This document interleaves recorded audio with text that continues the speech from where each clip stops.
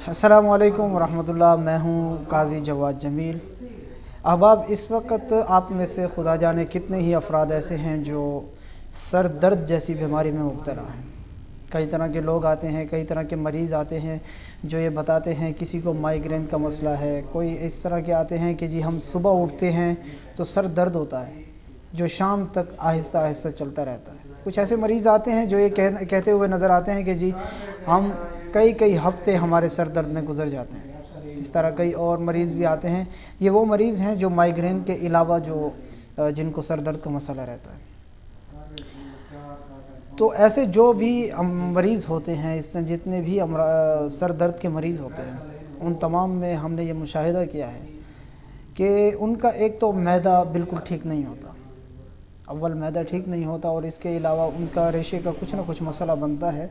वो मसला बनता भी इस वजह से है, उसकी सबसे बड़ी वजह, बुनियादी वजह ये है कि वो जब भी उनको सर पे बोझ होता है या सर दर्द महसूस होता है तो फ़ौरन कोई ना कोई पेन किलर खा लेते हैं, कोई ऐसी टैबलेट या कोई ऐसा कैप्सूल खा लेते हैं या ऐसी दवाई खा लेते हैं जिससे उनके यहाँ खुश्की पैदा हो जाती है।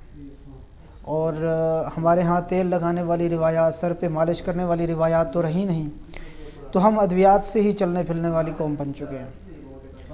अब कुछ चीज़ें मैं आप लोगों को बताने वाला हूँ, अगर ये आप अपने पास महफूज कर लें और आप ये बातें नोट कर लें तो इंशाअल्लाह आपको बहुत फ़ायदा होगा। अव्वल ये कि ख़मीरा गाओ ज़ुबान सादा एक आम दवाई है जो हर कंपनी बनाती है और आपको आम तौर पे मिल जाती है।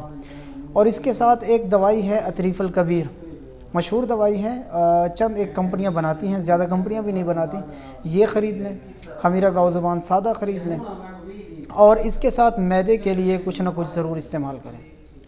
तो आपके ये इस इस्तेमाल से इंशाअल्लाह आप इन तमाम मसाइल से आप छुटकारा पा सकते हैं। सर दर्द किसी भी किस्म का हो, खा वो माइग्रेन का हो, खा वो किसी भी किस्म का हो, आप उससे छुटकारा पा सकते हैं और आसानी से छुटकारा पा सकते हैं। इस्तेमाल का तरीका ये है कि अतरीफ़ुल कबीर सिर्फ़ रात को सोते वक्त लें 1 चम्मच और ख़मीरा गाओ ज़ुबान सुबह खाली पेट लें 1 चम्मच। और इसके अलावा मैदे के लिए आप कुछ भी इस्तेमाल कर सकते हैं। बहुत शुक्रिया, हमारे साथ रहिए।